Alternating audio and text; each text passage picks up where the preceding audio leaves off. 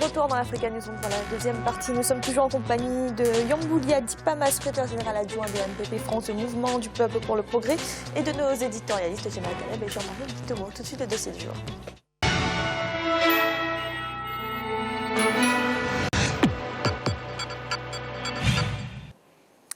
Le Burkina Faso s'est engagé dans une politique de gratuité des soins en cette année 2016, des mesures qui concernent pour l'instant les enfants de moins de 5 ans et les femmes enceintes. L'objectif est de réduire la mortalité maternelle et infantile. Mais 6 mois après la mise en œuvre de cette politique, le dispositif soulève certaines critiques chez les personnels de santé comme chez les patients. Reportage de notre correspondant Jean-Paul Ouedraogo.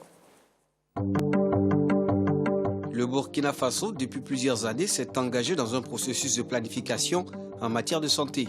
Cela dans le souci de répondre efficacement aux problèmes de santé dans tous ces secteurs afin de favoriser un meilleur développement du pays. La mise en œuvre du plan national de développement sanitaire de 2001 à 2011 a permis d'obtenir des résultats marquants, notamment pour ce qui concerne l'accès universel aux soins de santé, la qualité des services de soins et l'amélioration de la couverture sanitaire. Malgré les succès engrangés, des défis subsistent encore et l'État, pour les relever, a récemment pris un certain nombre de mesures. Parmi celles-ci, la politique de la gratuité qu'il convient d'observer. Lancée en mars 2016, elle est destinée à l'enfant de moins de 5 ans, à la femme enceinte, la femme vivant avec une fistule obstétricale et les femmes âgées de moins de 20 ans. Toutefois, depuis l'annonce de la mesure, le gouvernement a très souvent été interpellé, aussi bien par la classe politique que par les organisations de la société civile, sur le fait tardif de son application. Selon elle, le gouvernement devrait revoir son chronogramme de mise en œuvre de la mesure afin de donner plus de chance à la gratuité des soins maternels et infantiles. Mais y a-t-il réellement urgence à agir afin d'éviter à l'initiative tout échec programmé? Quel constat fait-on de la disponibilité des produits pharmaceutiques et leur qualité? Combien coûte la gratuité dans le budget de l'État? Quelle perspective d'amélioration de la politique sanitaire du pays à l'horizon 2020? Si pour beaucoup de Burkinabés, le gouvernement est à féliciter pour avoir pris des mesures censées élargir l'accès des populations aux soins de santé, pour certaines organisations œuvrant dans le secteur par contre, ce qui préoccupe reste leur degré quantifiable en matière d'impact sur la vie des populations. Car pour elles, l'obtention de bénéfices réels sur les populations dépend d'une mise en œuvre minutieuse des étapes consécutives à la mesure. C'est vrai qu'on le voit toujours comme un secteur social et on le néglige, mais pour nous, le gouvernement doit financer effectivement les soins, que les gens l'aient gratuitement, que d'autres qui ont plus de moyens peut-être le payent, mais tout doit être mis en œuvre pour que effectivement il n'y ait aucune barrière entre l'individu et les soins. Ainsi, le gouvernement devrait revoir sa politique publique de santé afin de donner plus de chance à la gratuité, étant donné que selon une autre partie de la société civile, les constats effectués sur le terrain mettent à nu des failles. Bon, vous voyez là, c'est difficile. Je prends le cas par exemple de Yalgado par exemple. Vous amenez votre enfant, on vous dit voilà c'est tel produit qui est gratuit. Mais il se trouve que votre enfant que vous avez envoyé, le produit n'est pas là et que vous devrez aller dans une pharmacie de la place. Là-bas, ce n'est pas gratuit. Dans un tel contexte, l'impatience ne tarde pas non plus à se faire ressentir chez les Burkinabés. Du fait que de nombreux projets similaires n'ont pas tenu leurs promesses de par le passé, chacun y va selon son appréciation et ce ne sont pas les mouvements d'humeur qui caractérisent le milieu de la santé qui viendraient les rassurer quant à la bonne exécution du programme de la gratuité. Nous estimons qu'il ne s'agit pas seulement de décréter la gratuité, il faut prendre des dispositions pour que ces mesures-là soient effectives. Même sans la grève, il n'y a même pas assez de médecins et de docteurs qui s'occupent de nos malades. On souffre trop, tu peux passer même presque toute une journée et il faut se débattre pour qu'on vienne voir ton patient. Pourtant, il est évident que la mesure en elle-même reste pertinente. Environ 20 milliards de francs CFA ont du reste été mobilisés dans l'urgence par l'État et ses partenaires dans le cadre de son opérationnalisation. La volonté politique qui a prévalu au départ ne reste pas constante pendant toute la durée de l'initiative. Et de deux, il n'y a pas souvent des systèmes de veille qui sont mis en place pour se rassurer que les choses se font dans une philosophie de bonne gouvernance, de gestion rationnelle des ressources. Et effectivement, ça aboutit souvent à des échecs. Le regard jeté vers un avenir plus radieux pour les Burkinabés, l'on se félicite des initiatives connexes liées aussi à l'amélioration du plateau technique, à la mise à disposition de personnel qualifié et à la construction déjà entamée de 3 centres hospitaliers de référence, notamment à Ouagadougou, Bobo-Dioulasso et Waiguya. Comme lui-même il a dit, rétablir une politique sanitaire au profit de tous les peuples burkinabés, ce n'est pas de la charité, mais une question de justice et d'équité. Donc aujourd'hui, il était important que le Burkina Faso puisse adapter sa politique sanitaire. Ceci dit, la gratuité pour atteindre ces objectifs doit pouvoir s'améliorer.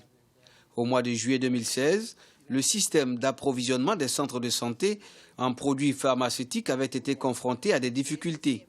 La baisse de 80 à 50% du taux de satisfaction des commandes a inquiété nombre d'observateurs. Toutefois, il n'y a pas lieu de s'alarmer.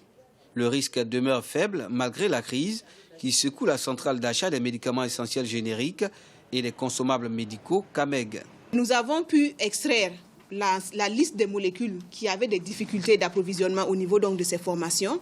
Et on a pu se rendre compte que ces médicaments existent sur le territoire national, soit toujours au niveau de la CAMEG, mais aussi au niveau donc du secteur privé. Ce qui fait que s'il le faut, si c'est nécessaire, on devra prendre des mesures conservatoires selon donc les dispositions réglementaires qui existent. Du bilan des mesures sanitaires, il convient aussi de noter qu'à ce jour, 500 millions de francs CFA ont été consacrés à la politique du planning familial. Dans le même temps, 6 millions d'enfants sur 17 millions d'habitants ont bénéficié de la gratuité.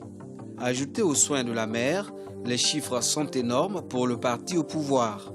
Du reste, la crise économique, doublée des enjeux du contexte sécuritaire actuel, n'ont pas vraiment permis de mettre à exécution l'ensemble des promesses de campagne du président Roch Kaboré. Monsieur Dipama, comprenez-vous les critiques qui sont faites au sujet de cette politique de gratuité des soins?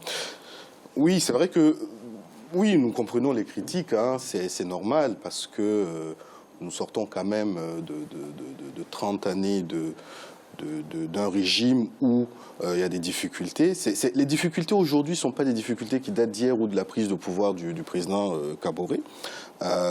Les priorités au Burkina sont connues, nous les connaissons depuis un certain nombre d'années. C'est vrai que les attentes, les gens ont envie que ce soit une transformation rapide maintenant. Or, les transformations, c'est quand même des transformations qui doivent être structurelles, qui doivent mettre du temps. Voilà, parce que les critiques viennent surtout sur les délais d'application de la politique. Oui. Les délais d'application. C'est dit que la politique actuellement, la politique de santé, il faut déjà regarder la pyramide sanitaire au niveau du Burkina Faso, l'organisation, le nombre, quel est le plateau technique, quel est aujourd'hui les médecins qu'il y a, les infirmiers, les agents de santé et autres. C'est-à-dire que tout ça, ce sont des paramètres qu'il faut prendre en compte. Ensuite, il y a quand même une volonté marquée de pouvoir renforcer le capital humain. Renforcer le capital humain passe par la santé et par l'éducation. Et pour cela, en fait, nous avons des chiffres clairs depuis la mise en œuvre de cette politique de gratuité. Il y a eu d'abord une première phase qui était une phase pilote sur 3 régions, donc la région du centre, la région du Sahel et les Hauts-Bassins. Ça, c'était en avril 2016. Et puis, à partir du 1er juin, on a étendu ça sur l'ensemble du territoire. C'est vrai que nous comprenons les critiques en nous disant, de toute façon, il fallait commencer, appliquer et après améliorer, restructurer.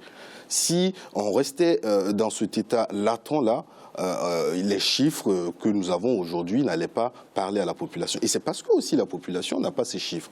Aujourd'hui, nous avons quand même, pour améliorer ou renforcer le système de santé, nous avons, depuis la mise en œuvre de cette politique de santé, 600 000 femmes qui ont été consultées pour le paludisme et pour les consultations prénatales et césariennes. Il y a eu plus de 3 millions d'enfants qui ont été quand même consultés et pris en charge. C'est vrai qu'il y a eu... Au bout de ces 6 mois, de ces 6 premiers mois, le bilan est quand même positif? Au bout de ces 6 derniers mois, nous disons qu'il faut améliorer cette politique-là. Et améliorer cette politique passe aussi par se donner les moyens pour déjà rendre disponibles les médicaments, avoir un personnel de santé qui puisse prendre en charge, restructurer la pyramide sanitaire de telle sorte à ce que le premier échelon, le deuxième échelon, le troisième échelon soient considérés à part égale. Et enfin, il faudrait quand même que l'on puisse renforcer véritablement le plateau technique et accroître le nombre de personnels. Aujourd'hui, ce qui a été fait, on ne peut pas former un médecin en 2 jours, c'est vrai, mais ce qui a été fait, on a recruté quand même 12 200 agents communautaires pour pouvoir aller de village en village, pour pouvoir être plus proche de la population. Et ça, quand même, ce sont des actes que nous avons, que nous constatons, ce sont des faits, et c'est ce qu'il faut tenir compte de cela. Maintenant, c'est vrai que structurellement parlant, il y a des difficultés, notamment on parlait du problème de la CAMEG, la disponibilité des médicaments. Ce sont des choses qu'il faut revoir, ce sont des choses qui sont en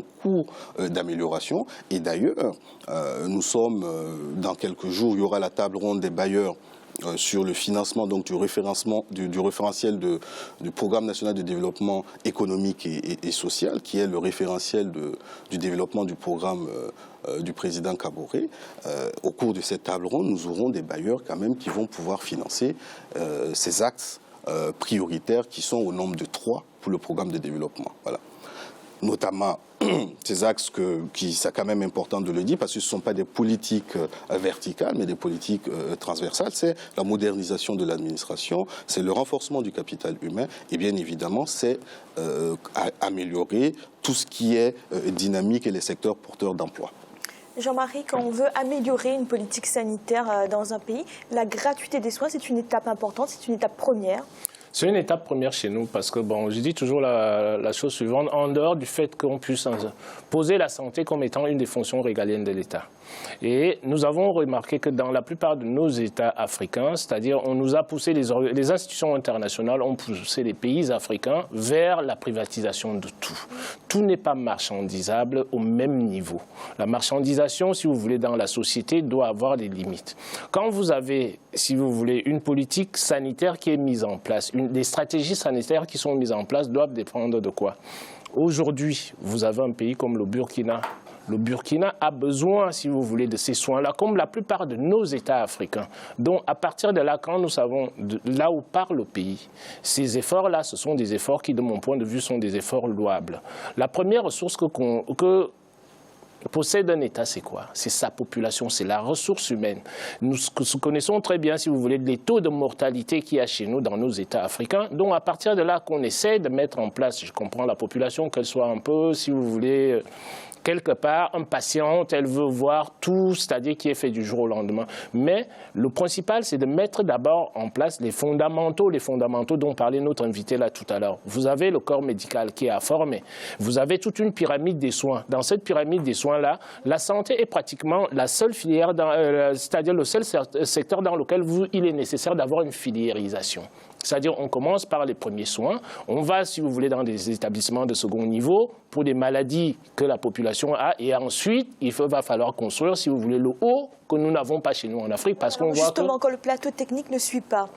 Mais le plateau technique ne peut pas suivre, c'est une politique qui a 6 mois. On ne peut pas faire une évaluation d'une politique publique au bout de 6 mois. Ça ne tiendrait pas la route pour que ce soit, comment dirais-je, compréhensible par les individus. Ça peut être compréhensible par l'administration, par les hauts cadres, si vous voulez, du pays en tant que tel, mais la population elle-même ne saisit pas la réalité et n'évalue pas, comment dirais-je, toutes les difficultés. C'est-à-dire qu'il faut, pour pouvoir mettre en place ce plateau technique-là, ça demande des fonds d'investissement, c'est-à-dire sur toute la filière de la santé. Donc j'estime déjà que le fait qu'on puisse poser la gratuité, c'est que déjà le président Kaboré met la priorité sur sa population, la ressource humaine, c'est le capital humain qui est le plus important, si vous voulez, pour faire développer un État. Le capital financier vient après, il a son importance, mais si vous n'avez pas les compétences qu'il faut à l'intérieur de votre économie, comment est-ce que vous allez faire pour développer cette économie-là et parvenir au bien-être social auquel tout le monde, si vous voulez, postule? J'ai malheur. Oui, allez-y. Non, c'était pour revenir à cette notion de plateau technique et de ressources humaines et autres.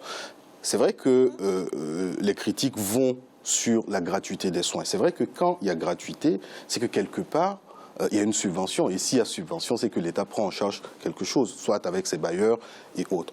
Mais au-delà de la gratuité en elle-même, il y a beaucoup d'actes qui sont posés que la population ne perçoit pas ou ne voit pas. Aujourd'hui, nous avons quand même 13 régions, 70 districts sanitaires, dont 63 fonctionnels quand nous arrivons au pouvoir. Aujourd'hui, les 70 sont fonctionnels. Nous avons des centres de santé primaires et sociales, donc les CESPS. Nous en avons aujourd'hui 14 CESPS qui ont été normalisés et 48 qui ont été construites. Il y a quand même des médecins, pour donner des chiffres, il y a 134 médecins aujourd'hui qui ont été sélectionnés pour suivre des spécialités.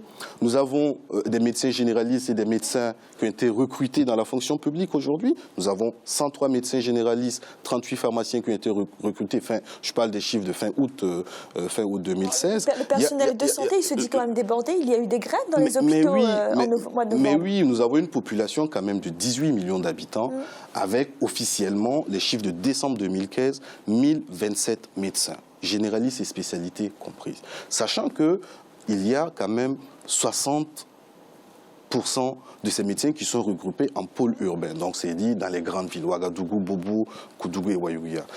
On a un ratio quand même qui est fortement dépassé par rapport à nos priorités, à l'objectif d'atteindre les normes au niveau de l'OMS. Ça, c'est le premier point. Mais pour pallier à cela, quand même, nous avons, pour être accessible au niveau de la population, quand même, il y a des agents de santé communautaires qui ont été recrutés pour pouvoir permettre cela. Et au-delà des agents communautaires, il y a des infirmiers et il y a plein d'agents paramédicaux. Donc, on est dans une situation où nous comprenons véritablement la grève, ou en tout cas les motifs de grève, mais ça, il faut dire clairement que au-delà de la gratuité, il y a des actions qui sont menées, et ce sont ces actions, il faudrait peut-être communiquer sur ces actions. Merci. Nous allons marquer une nouvelle pause, un instant, la troisième partie de l'Africa Newsroom.